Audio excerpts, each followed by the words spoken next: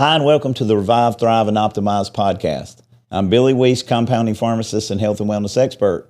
With us again today is my co-host, my friend, Janet. Hey, Billy. Behind the camera, doing his magic, is Mike, producer Mike. So we appreciate everybody being here. Hey, we're twins today. We are. We have the same Revive, Thrive, and Optimize shirt on. I love these T-shirts. Yeah, They're so soft. Mike is not only the producer, he's the T-shirt guy. So Screen Printer Mike can do it all. Great, thanks. So Mike. yeah, he makes these really comfortable shirts that have our slogan on them: Revive, Thrive, and Optimize, because we want people to feel, look, and think their best every day, right? Right. I co-hosted your podcast, and all I got was this T-shirt. That's not true. I'm learning so much. So what I want to ask you about today is, for someone that's been on track for a while, doing your what you call the Opt to You 5 pillars, and let's quick go over the 5 pillars. So it's more of like you've got your lifestyle right, you're eating right, your rest and relaxation and sleeping, you're getting your exercise, you're drinking good quality water. We drink it from a medical device. You're taking supplements. And you've covered all of that. You're doing really good. You're eating right. You're consistent with your supplements, your sleep, your water. What's next? So for me, it was hormone replacement therapy. And now it's like, okay, I've got all that dialed in and I'm ready for more. What are some of the things that we can do? Well, Janet, first of all, I love the question, because now we got people who are committed. They're doing the 5 pillars. They're following the Opti program, and they're coming back saying, all right, what's next? Yeah, because you're feeling good and you have more energy to do more. That is the kind of person that I love, okay? Yeah. So people like you, yourself, some of the people who've been on the podcast, Dwayne and David Cole, Mark Toney, Tia Jenkins and Travis Jenkins. I mean, so many of these people have said, man, I'm doing so well. What is next? So certainly the 5 pillars we think are where everybody should start. And you named those. But I think the next most effective step is to optimize the hormones. You said you've already done that. But for the person who hasn't, the hormone optimization, as I've learned more and more, and as I went through the WorldLink Medical training and certification, that is definitely going to be the next really big thing that we can do. After that, we can start to look at things like red light therapy, I think, is a huge one. My book, if I can ever get the editor to finish, I'll have my book out on red light therapy. Oh, great. So red light therapy has tremendous benefits for us, as in increasing ATP, or energy in the cells, reducing blood sugar, burning fat, reducing inflammation. It can improve vision. It can really help. We did our last podcast was about autoimmune diseases. It can really help autoimmune diseases. I have tremendous, and maybe we should have talked about this during the autoimmune class. Didn't come up. Didn't think about it. I would think it would be great for fibromyalgia. Well, it's great for fibromyalgia. It's great for MS. And MS patients have had tremendous success. I have Parkinson's patients that have had tremendous success. I talked to a Parkinson's neuropathy. patient. We didn't talk about neuropathy last week, but that's an autoimmune disease, and that has had tremendous success. So pain, inflammation, autoimmune, energy, fat burning, all can be affected by simply laying in. Think of a tanning bed, but you're not getting a tan, you're getting red light. Red light, I understand, is a longer wavelength, so it penetrates deeper into the body, past the skin. The beauty of the Trifecta 450 red light bed that we offer at the Prescriptions Plus in Gastonia is it's both. So it has different wavelengths. It has different frequencies, and it's very adjustable, top and bottom. And so they get some light that penetrates deeper, and they get some light that does not penetrate as deeply. So you get the benefits of both. And is it safe? Oh, you can put an infant in. I mean, you can't make them lay there still, but you could literally. Safe for babies even. Look. It's all the good benefits of the sun without any of the negative benefits. Okay, there's a good way to look at it. Really no side effects. The only contraindication, and they only do this because they want to, they have to do the legalese to cover themselves. Somebody under active cancer treatment, they're going to suggest you don't get in the red light bed. Not because it's harmful, just because they're under active cancer treatment. Okay. You know, that's really the only contraindication. Or like a big open wound, you'd have to be careful, but it's very healing for wounds. But if one is like oozing, we're probably not going to put them in the red light bed. And you're talking about your red light bed, so maybe one day on the podcast we can go live at the trifecta bed and just see what that looks like. Because how long do you have to stay in the bed? How often do you have to do it to get the benefit? Yeah, those are great questions, Janet. It's 12 minutes. 12 minutes max. It's 12 minutes, and you know how you're an expert at meditation, relaxation, prayer, you know, calming the nervous system down, going to parasympathetic. I'm not an expert at it. Well, you're expert at teaching it. Yeah, so you're really good at teaching it. The red light bed is a time to really relax. People really look forward to it because they're laying there and they're bathing in the sun without any negative effects. And it's just very warm and it's very relaxing. Now, those days when people did the tanning bed, we always had to cover our eyes. Do you have to cover your eyes in there? We offer covering, but we suggest you do not. Okay. And that's because you just close your eyes. The red light will penetrate anything that's not covered. It will penetrate the eyes, and there are vision enhancements to the red light therapy. So 12 minutes, 2 to 3 times a week. You can certainly do it every day. You can do it multiple times a day. And I have a Parkinson's patient who is doing it every day. Well, 5 days a week, Monday through Friday. And he's having tremendous results. So there's no side effects, no minimum or maximum. But 2 to 3 times a week for 12 minutes is going to be where we get the most benefit out of it. I've not seen one of these beds anywhere around. Very big investment, Yeah. so there's not going to be many. Now, there's a lot of cheaper, maybe less effective, less lights, less penetration, less frequencies, less, or one where you'd have to stay in a lot longer to get those benefits. Yeah, and you can certainly have benefits from those, and there's benefit from mats and things, but you're covering your entire body head to toe. 12 minutes. 12 minutes, very powerful lighting system, a number of lights, the type of lights. Do you get hot? Do you get sweaty in this trifecta You bed? will get warm. What It do you is wear? what I call toast. Well, you typically wear nothing. Okay. Because you want your body exposed. Anything that's exposed, the light will penetrate. Anything that's covered, it will not.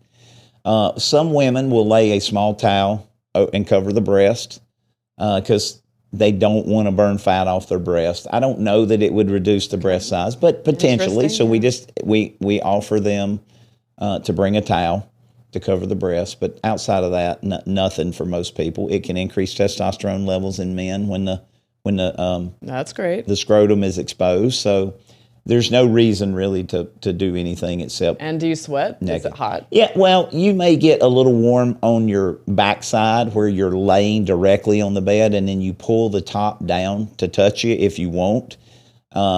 It has fans. The beauty of the Trifecta 450 is it's made with fans that are pulling the heat away. Because when you get real hot, red light will no longer penetrate Your effectively. body puts up a kind of a force. Right. field. So you won't get the benefits if the bed that you're getting in makes you really hot. But we have a fan at the end that we recommend people turn on. Plus the Trifecta 450 has fans that are pulling the heat from the top and the bottom. I would say that near the end of the 12 minutes, typically I will get a little bit of sweat on my back. But it's That's not about it. uncomfortable. But I'm not hot. Oh, no. Okay. No. It's very comforting. Well, that kind of brings me to another thing, which is infrared heat.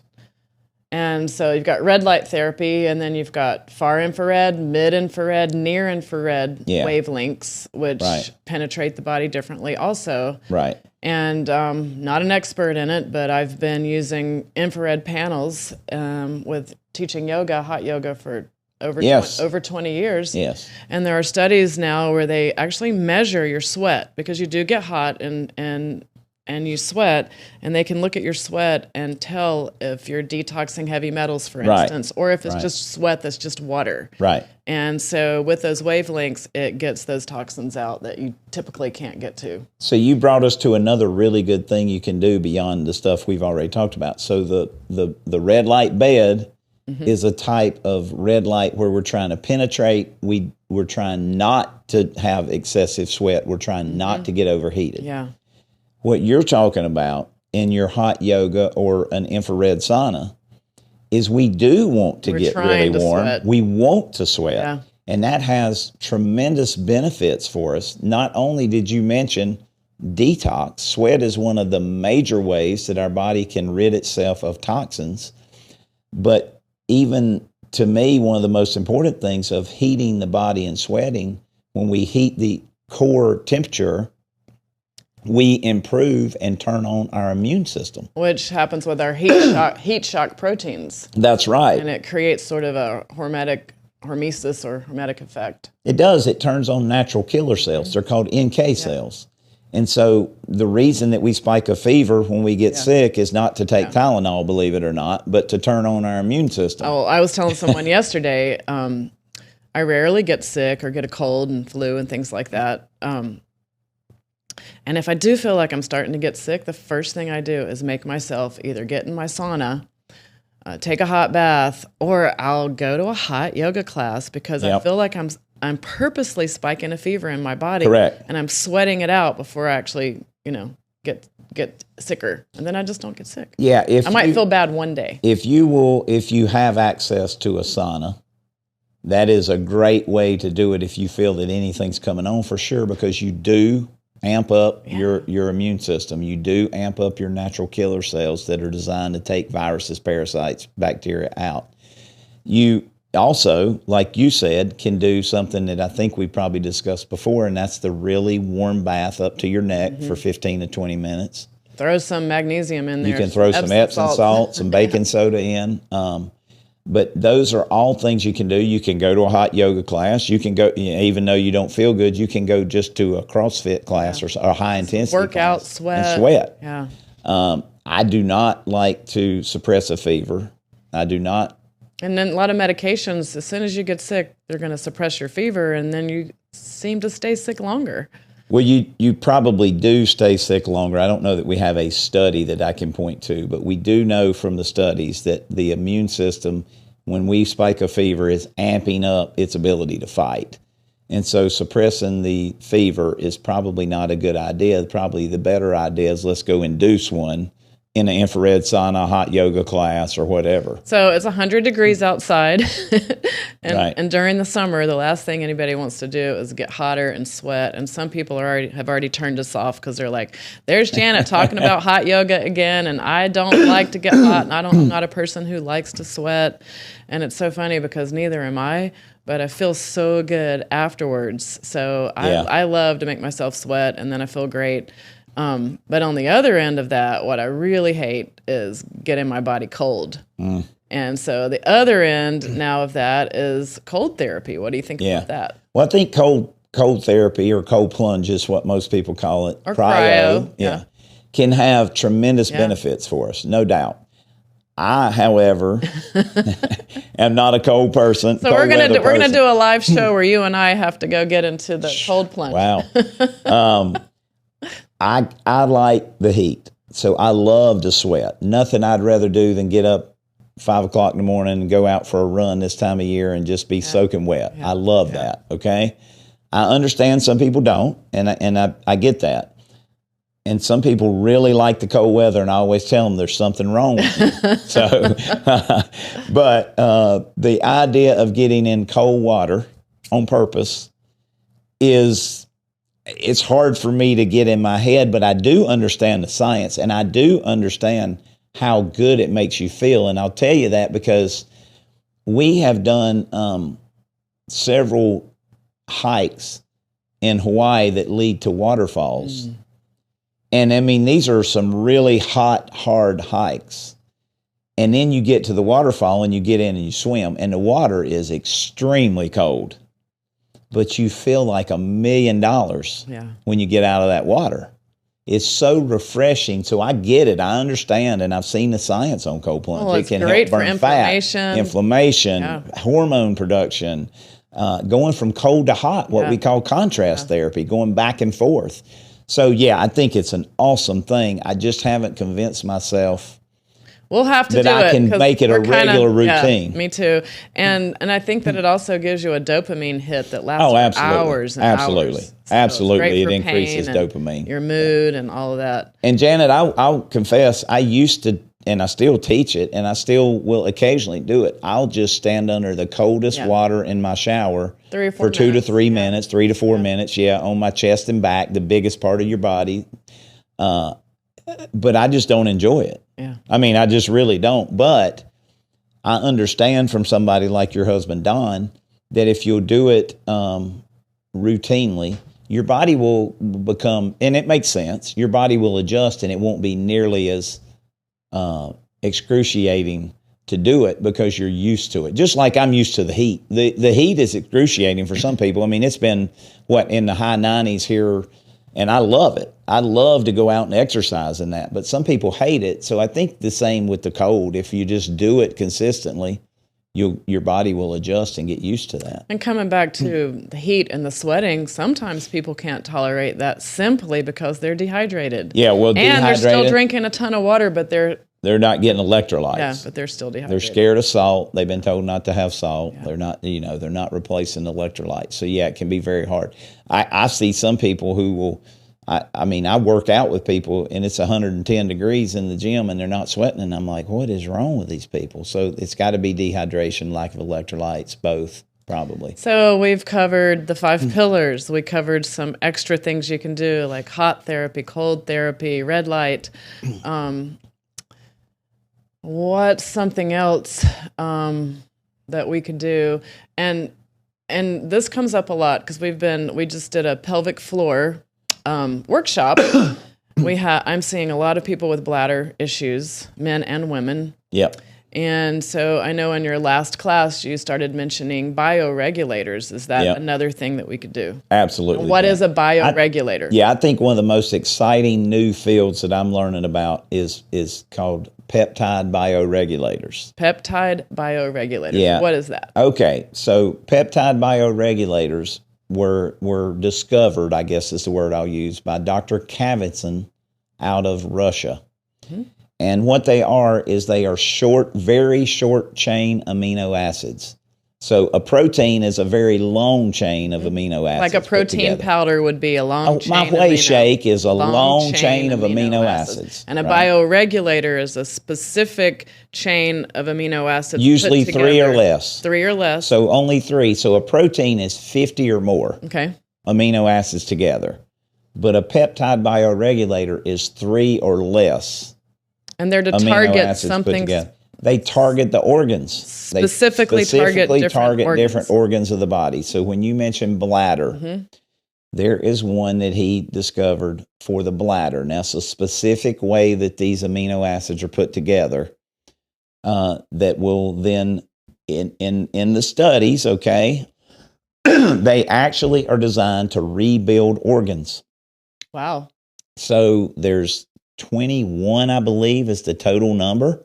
There's brain, there's heart, there's blood vessels, there's thyroid, there's testes, there's ovaries, there's bladder, there's prostate, there's pancreas, liver, digestive system. I can't name them all. There's parathyroid. How do you get a bioregulator, or how do you know which one you need? Well, so Dr. Kavitzin, I was privileged enough to hear him, to be at a class that he taught on these. And he likes for people to rotate through these. Peptide bioregulators are not things that you take every day. Oh, okay. You take them typically 2 capsules for 10 days a month.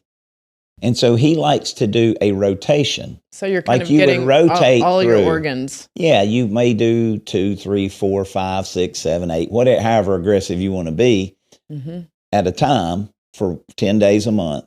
And then the next month, you do 10 days of 3 or 4 other ones, or 2 or 3 other ones, or 1 other one. Now, if somebody has a specific condition, like you talked about the bladder, yeah. they would take the bladder bioregulator For 10 days. every month. Well, so Cavison would say if they know they have that issue, the first month they would take it every day, 2 a day for 30 days. Okay. Then they would continue 10 days, 2 a day for 10 days every month. Okay. If they have that, like somebody with a thyroid issue, they would really probably, according to the guy who discovered them, they would want to use the thyroid bioregulator every month. Okay. They would start with the 30 days and then 10 days, 10 days, 10 days every month. So I will tell you that the bladder peptide bioregulator is probably where I've seen the most results the fastest. So I have had men and women, and I can think of one particular man. I'm helping his wife with a lung issue, and one of the peptide bioregulators is the lung. And by the way, we used the trifecta 450 for her. Oh, the red light bed. She came to the weekend through the OptiU Summit weekend. They bought a Kangen water machine and put it in their home. She's doing the trifecta 450 red light therapy. Now, this lady's been to every specialist Duke and everywhere for her breathing issues. She was so sick she couldn't go up and down stairs. Wow. I mean, not sick, but just so out of breath. So, just couldn't move air enough. She's doing tremendously better by using the peptide bioregulators, using the supplements, doing the OptiPlan, drinking the water, using trifecta 450. Sounds like somebody with long COVID could really benefit from that. Absolutely, it could help that. But the bladder was one of the things that her husband was having an issue with. He was having to get up and go to the bathroom a lot every night. And I said, hey, we may try the prostate bioregulator and the bladder bioregulator.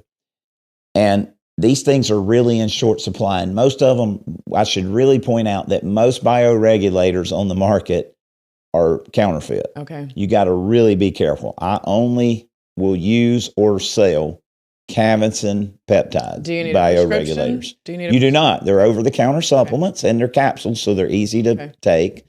They're not extremely expensive. Good. But anyway, after 1 month, he did the bladder bioregulator. Well, I couldn't get the prostate. Okay. I couldn't get it at the time. So he only did the bladder. He come back after a month, and he said, you changed my life. He walked right in the pharmacy door and he said, you changed my life. And I said, oh, cool. What'd I do? And he said, I don't get up and go to the bathroom. Maybe once. He went from every 2 or 3 hours to once in 1 month. Now, bioregulators are not typically designed to help that fast. But I've had that same story from 3 or 4 other people, men and women, that the bladder one seems to have more of an immediate effect for whatever reason. The other thing that I would tell you, especially for women, is we can use testosterone to help their bladder issues. So what happens is, especially if they've had children, they stretch the muscle around the bladder. And that muscle's designed to hold it tight, right? And so when that muscle gets stretched, now it doesn't hold it tight and they feel like they have to pee, or maybe if they sneeze or jump rope or something, then they'll have leaks. And using testosterone at the right dose vaginally can really help strengthen that muscle back, that along with Kegel exercises. Mm-hmm. And so that with now the peptide bioregulators, there's so many things that we can do. But bioregulators are really exciting, Janet, because they are literally having people with kidney failure, and they're using these peptide bioregulators, and their kidneys are working again, or they have heart failure, and it's making their heart, pump better. Their ejection fractions are improving. So these are really exciting, cutting edge, and the beauty of it is there's no side effects. It's a chain of small little chain of amino acids. So that's amazing. And is this it's something just signaling the body? Is the FDA going to get a hold of these? And I don't know, Janet. For right now, the FDA has said these are nutritional over-the-counter supplements. Okay. So let's just continue to pray and hope that continues, that we'll be able to readily, anybody can buy these peptide bioregulators without a prescription. So very exciting. very cutting edge technology, something that Beth and I are in a clinical study that Dr. Kavinson and the exciting. Russian Institute, I can't think of the name of the institute there. We're in a clinical study for healthcare professionals. We're both pharmacists. And we're on Kavinson's design protocol for us, where we're taking most months 6 or 7. We're rotating through 6 or 7 peptide bioregulators for 10 days every month. Wow. And so we had to do some testing before, and we'll do testing at the end of the 3-year period. And they are literally seeing reduction of biological ages. That's amazing. And almost really 100%. Because all your organs are regenerating. You're literally trying to send signals to regenerate your organs over time. Wow. Yep. Well, so we've got drink the right water, take supplements, rest and recovery, exercise. And eat the right foods. Get on hormone replacement therapy, and then try to put some of these other things in, even if it's just a really hot bath and a really cold shower. And then check out these bio-regulators, which sound like they're pretty easy to get from you. And I want to look into that. Yeah, the peptide bio-regulators are really exciting. Something else that people can do for free. Now, obviously, the trifecta 450 red light bed is the ultimate way to do it. Yeah. But if nothing else, take your shirt off and go outside. Walk barefoot. Just walk barefoot outside in the sun.